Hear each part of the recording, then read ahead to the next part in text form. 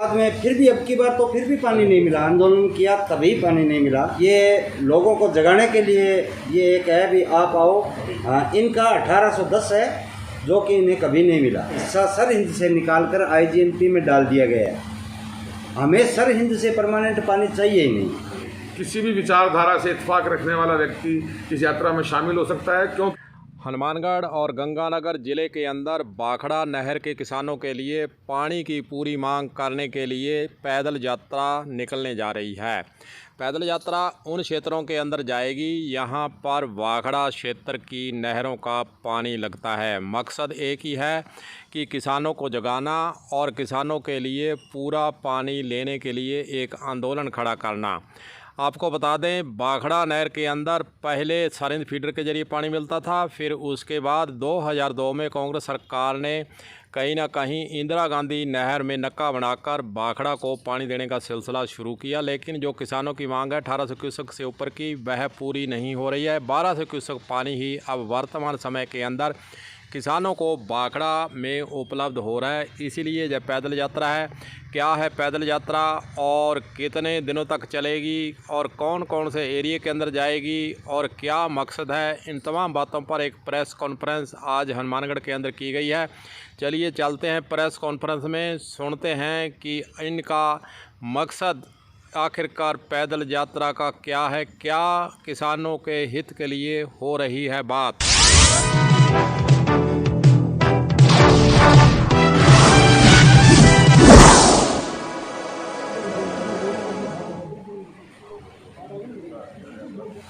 भाखड़ा सिंचाई प्रणाली में पिछले लंबे समय से लगातार आप सब भी देख रहे हैं कि 30 साल से ज़्यादा समय हो चुका है कि हर बार लगभग आंदोलन करने से ही पानी मिलता है। पहले हमारे बुजुर्ग करा करते थे, अब लंबे समय से हम सब लोग कर रहे हैं। जो परिपाटी है, इस परिपाटी को ख़त्म करना और भाखड़ा सिंचाई प्रणाली में जो पूरा पानी है वो पूरे भाखड़ा, संपूर्ण भाखड़ा क्षेत्र को मिले, इसको लेकर के हम लोग एक मुहिम शुरू कर रहे हैं। हमारे साथी राय सिंह जी जाखड़ जो भाखड़ा किसान संगठन के संयोजक हैं, हमारे साथी महेंद्र जी कड़वा जो किसान आर्मी किसान एकता मिशन के प्रदेश अध्यक्ष हैं, हम लोग और तमाम साथियों को साथ लेकर के एक मुहिम हम लोग शुरू करने जा रहे हैं। इस मुहिम में हमारे जो मुद्दे हैं कि हमारी क्या मांग हमारी रहेगी सरकार से। हम एक मुद्दे के लिए आते हैं, कभी हम पानी के लिए आते हैं, बीच बीच में कब पानी बंद कर दे ये झमेला अब तक समझ में नहीं है कि ये मसला क्यों नहीं हल हुआ। आज भाखड़ा को सिंचित होते हुए तकरीबन 60 वर्ष के लगभग हो गए हैं और उसके बाद भी भाखड़ा को अपना पूरा पानी नहीं मिल रहा है। तो बहुत बार आंदोलन हुए, हमने सभी किसान संगठनों से बात की, पुराने बुजुर्गों से बात की, नए उन्होंने हमें बातें बताई।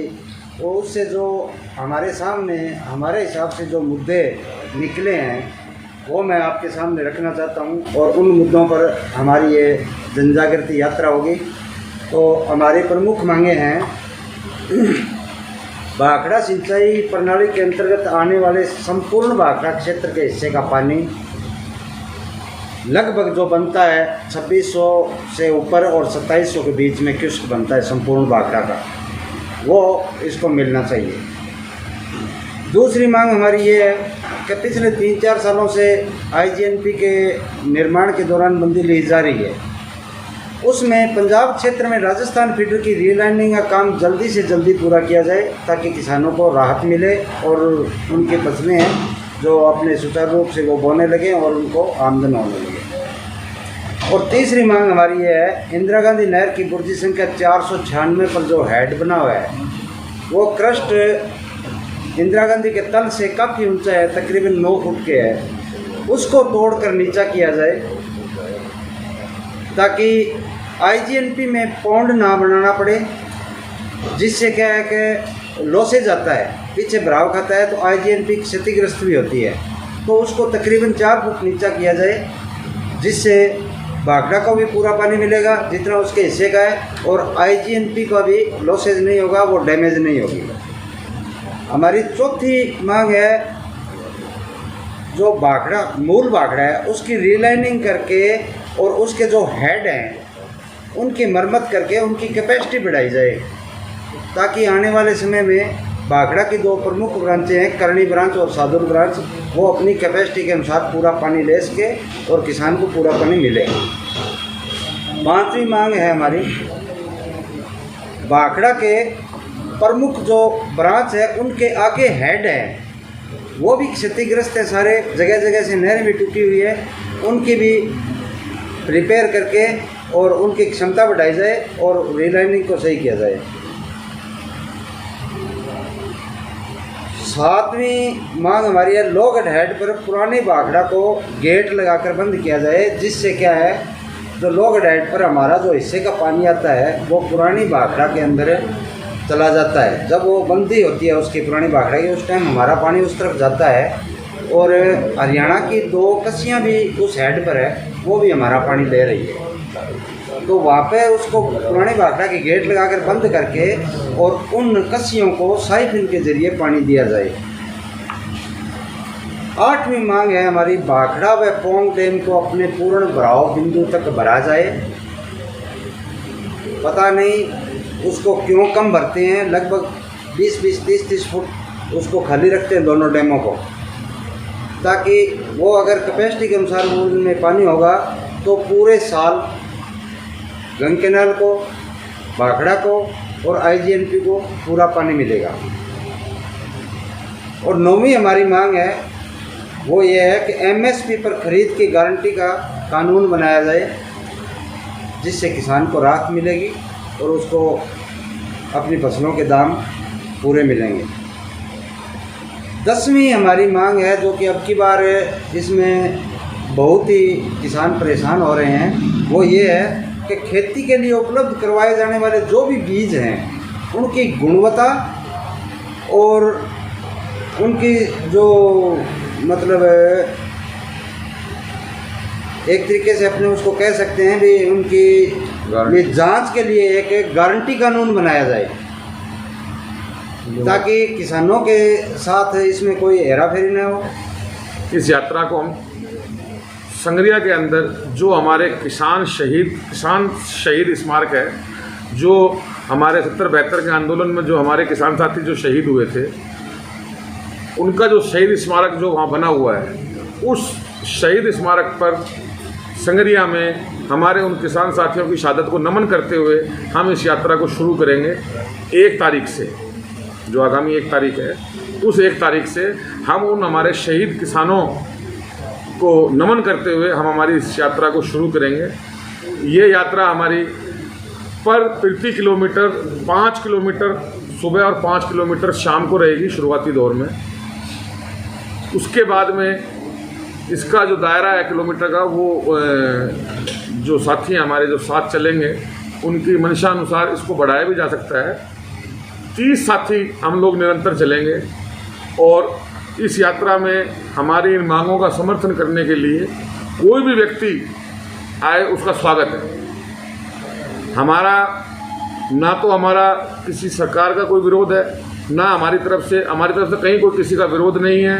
हम सिर्फ जो हमारी मांगे हैं वो उन मांगों को मनवाने के लिए, जो कि इलाके के पीड़ित किसान की एक परेशानी का, बहुत बड़ी परेशानी का सबक है, इसको जो है इनको ख़त्म करने के लिए, स्थायी समाधान के लिए हम इस यात्रा को निकाल रहे हैं। पूरी तरह से गैर राजनीतिक है ये।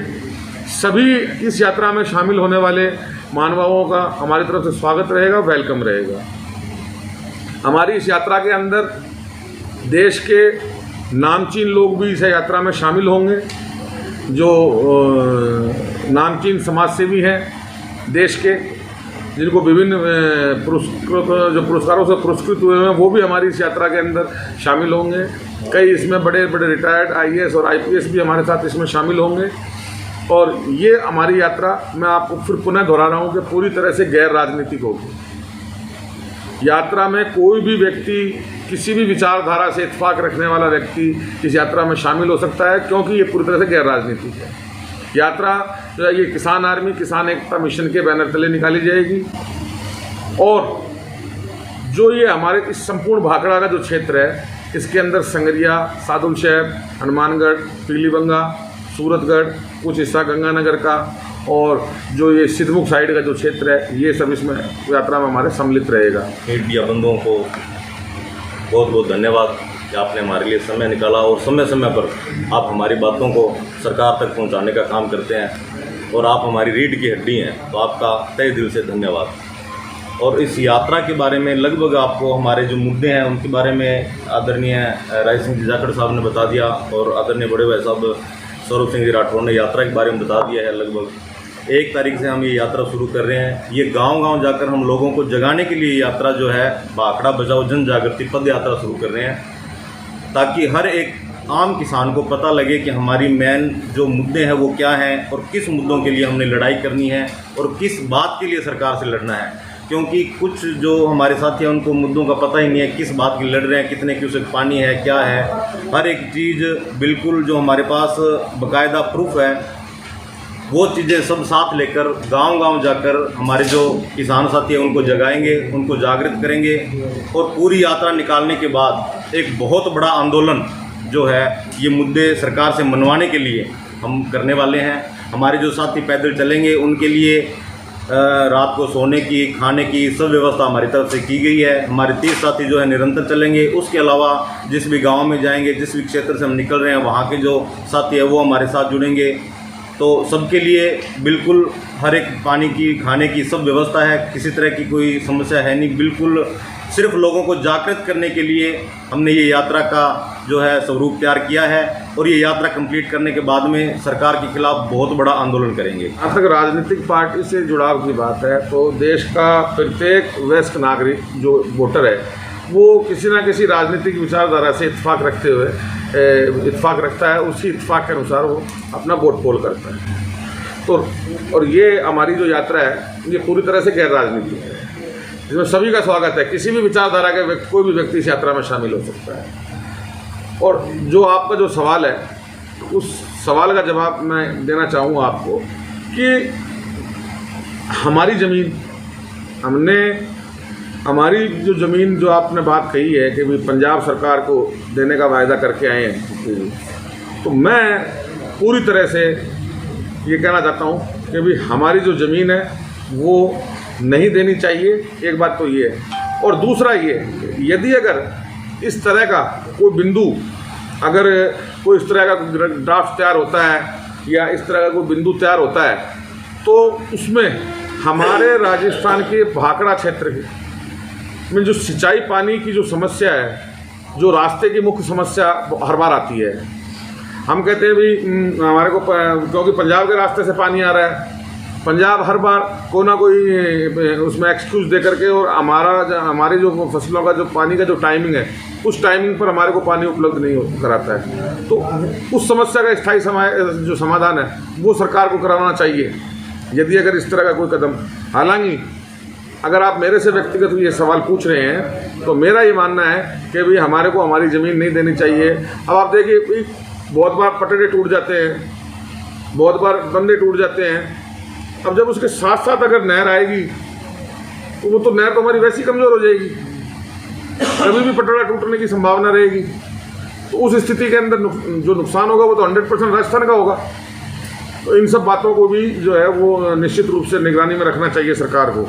हमारे जो मंत्री जी वहाँ गए हैं उन्होंने वहाँ जाकर के जो बात कही है तो उनको कहीं ना कहीं ये भी उनको देखना चाहिए कि यदि अगर हमारी इस नहर के साथ साथ अगर नहर बनेगी तो निश्चित रूप से हमारी नहर का पटड़ा कमज़ोर होगा। नहर का पटड़ा कमज़ोर होगा तो कल को भविष्य के अंदर इसका नुकसान जो है वो हमारे को होगा।